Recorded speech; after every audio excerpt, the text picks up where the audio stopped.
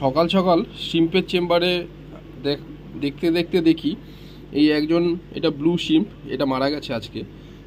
কিন্তু কি হচ্ছে ব্যাপারটা, মরে গিয়ে হয়তো কালকেই মরে গিয়ে ওরা উপরের অংশের মাংসটা খেয়ে নিয়েছে, অন্যান্য শিম্পগুলো নিচের অংশের মাংসটা পড়ে রয়েছে আর সেটা পচে গিয়ে লাল হয়ে গেছে।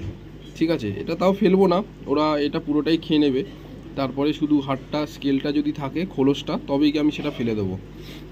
আর আদারওয়াইজ সব কটা দেখো ঠিকঠাকই আছে। এটাতে ব্লু, হোয়াইট মানে ছাড় যেটা, সেগুলো কিছু রয়েছে।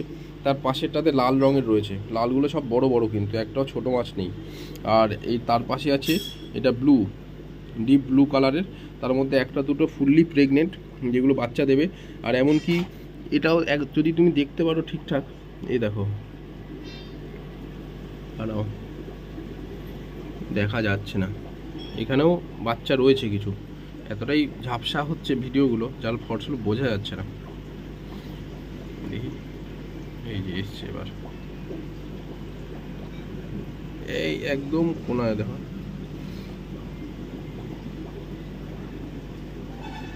এই যে বাচ্চাটা, এই যে গাছের পাশে দেখো, দেখতে পারো নাকি?